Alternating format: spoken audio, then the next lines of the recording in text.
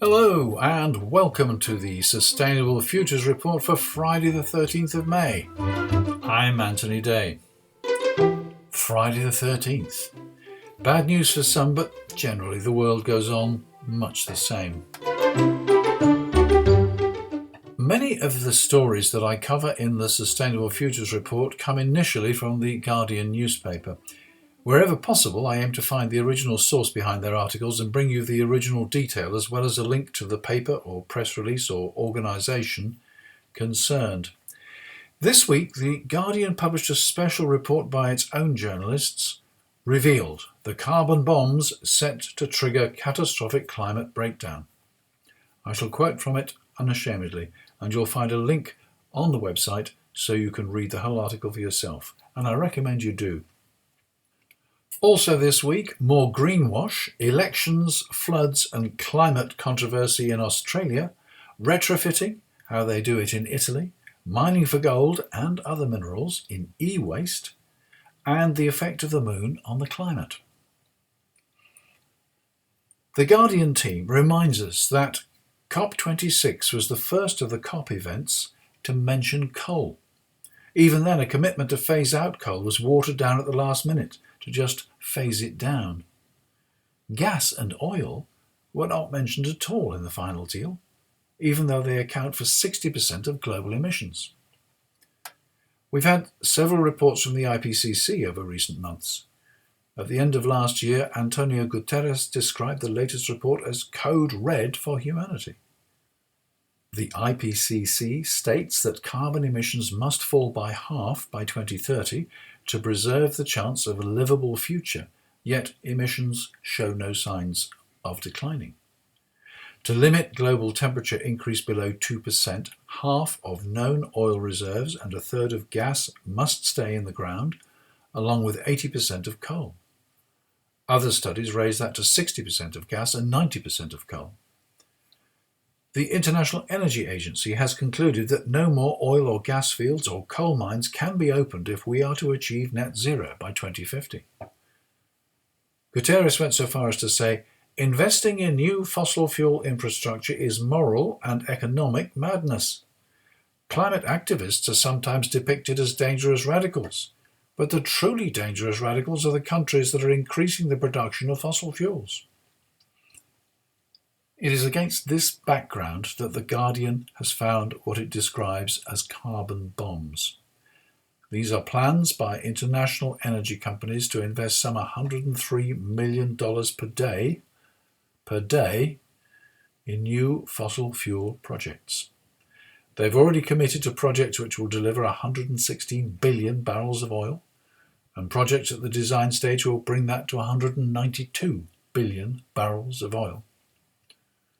This includes exploiting unconventional reserves, including fracking, deep-sea drilling and Arctic operations, with risks to the environment beyond the emissions that these fossil fuels will produce. These projects are described as carbon bombs, as they will take the Earth way beyond safe emission levels, way beyond the so-called carbon budget. The conclusion must be that big oil and its political supporters either do not believe the climate science or think that their extreme wealth can somehow protect them and their children from the devastating consequences. There's no doubt about the wealth. A BP executive has described his company as a money-making machine. Just in the last few months, since oil prices rose in response to the Ukraine conflict, oil majors have posted windfall profits. Governments are accused of hypocrisy for adopting net zero targets while permitting fossil fuel expansion, which will make them impossible to reach. The Guardian's report says, if governments act on the scientific advice to rapidly reduce carbon emissions by boosting clean energy and cutting fossil fuel burning, the companies will have to write off colossal investments as losses, hitting shareholders, pension funds and public finances.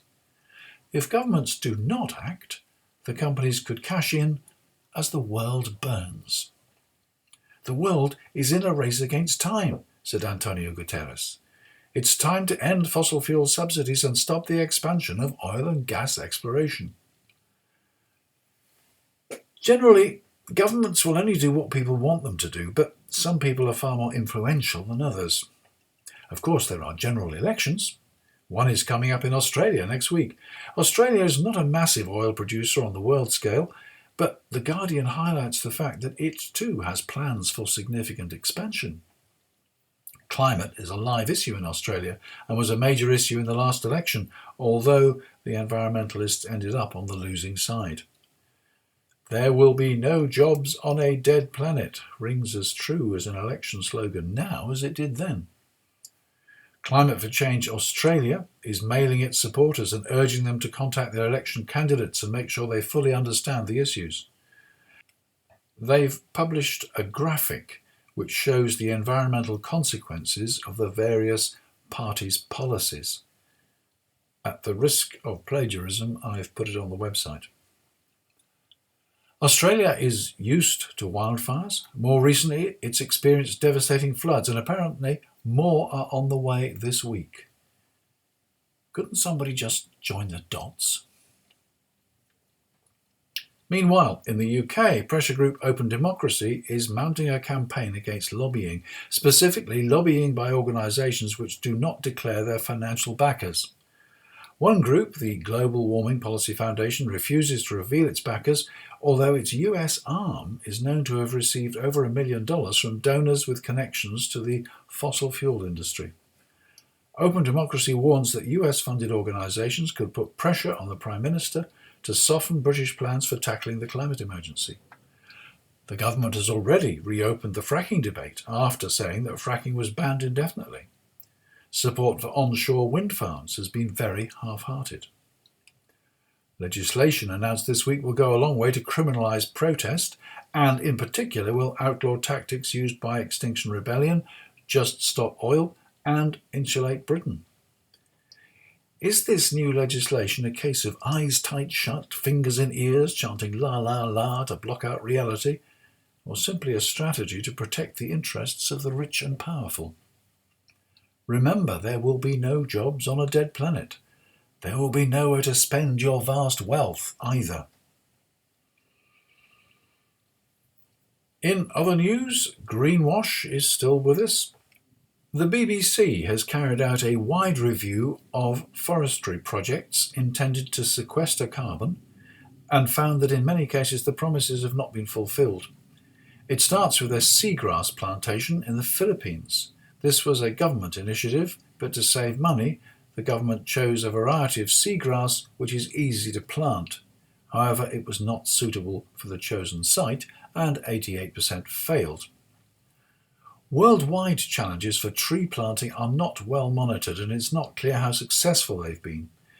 In some parts of the world, local inhabitants claim that speculators have cut down existing forests and planted new trees to get the government subsidy. It's difficult to verify these claims. In other places, plantations designed to capture carbon have been felled for timber.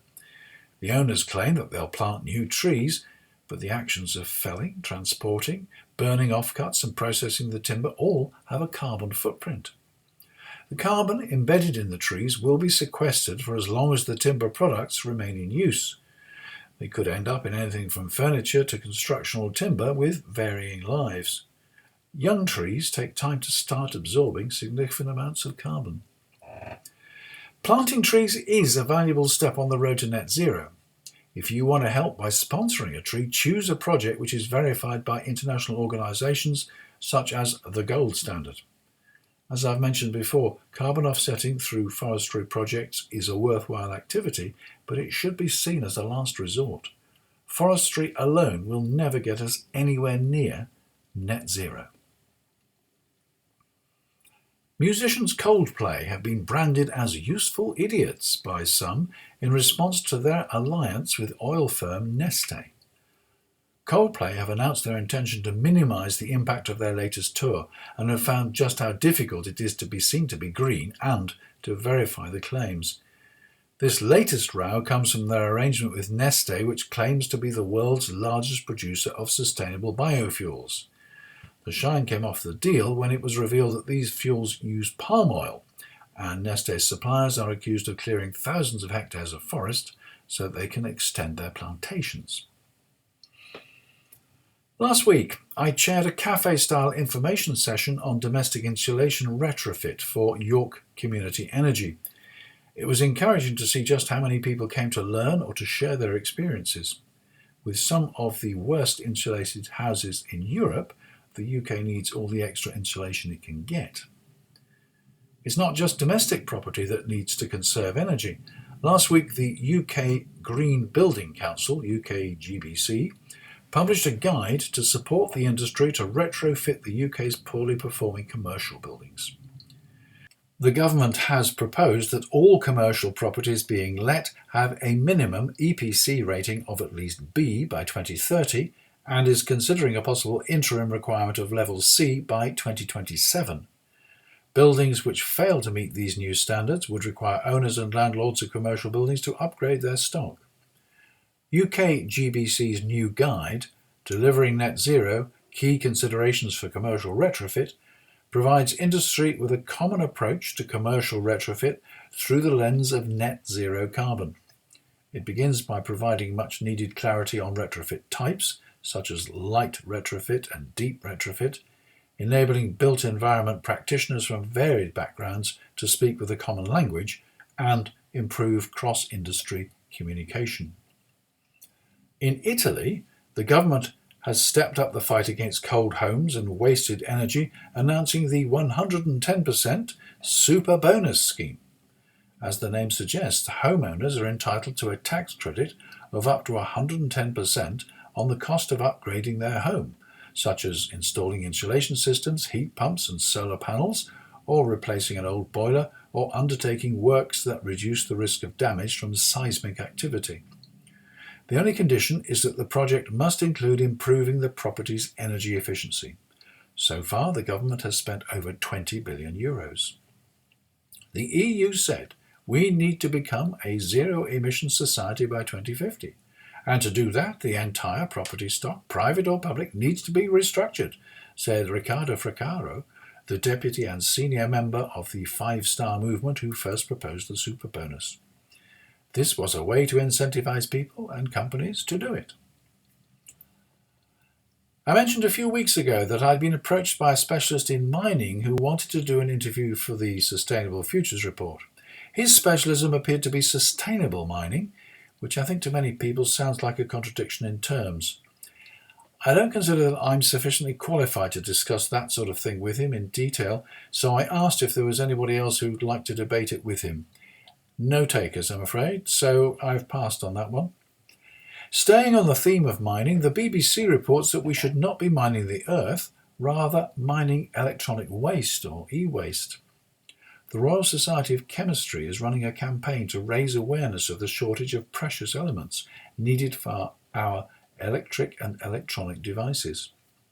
It reminds us that almost every one of us has at least one obsolete or unused phone or computer or tablet. Each of these contains components with these vital minerals. The challenge is to get people to return them for recycling and also to develop sophisticated techniques so that each mineral can be extracted with a process which doesn't damage or destroy all the others in a device. Designing for recycling is essential for all new products, but of course it's too late for the tons of e-waste already sitting in landfill. And finally, let's look at the moon. Recent research reveals that it's not just the sun which influences global warming and the state of the Earth. Surprisingly, the moon has an effect as well. A new paper, currently open for discussion, starts from the 18.6-year lunar nodal cycle.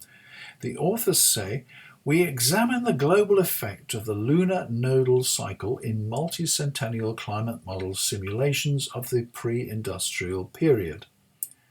We find cyclic signals in global and regional surface air temperature having amplitudes of 0.1 degrees Kelvin, ocean heat uptake, and ocean heat content. The timing of anomalies of global surface air temperature and heat uptake are consistent with the so-called slowdown in global warming in the first decade of the 21st century, also displaying warmer than average Arctic surface temperatures at the same time. The lunar nodal cycle causes variations in mean sea level pressure exceeding 0.5 HPA in the Nordic Seas region, thus affecting the North Atlantic Oscillation Index during boreal winter. Our results suggest that the contribution of the lunar nodal cycle to global temperature should be negative in the mid-2020s before becoming positive again in the early 2030s, reducing the uncertainty in time at which projected global temperature reaches 1.5 degrees centigrade above pre-industrial levels. So there you have it. Remember, you heard it first on the Sustainable Futures Report. Next week, my guest on the Wednesday interview is Anthony Day. No, really. I'm Anthony C. Day. He's Anthony J. Day. He's an expert on blockchain. I'm not. I think we'll all know a lot more about it after the interview, and of course there will be a transcript if you want to go over it afterwards more slowly. And that's it for this week. But before I go, let me thank the patrons who loyally support me every month with contributions which cover some of the costs of keeping the Sustainable Futures Report independent and ad-free. Your stars, every one of you. That was the Sustainable Futures Report. I'm Anthony Day. You see, Friday the 13th wasn't that bad, was it?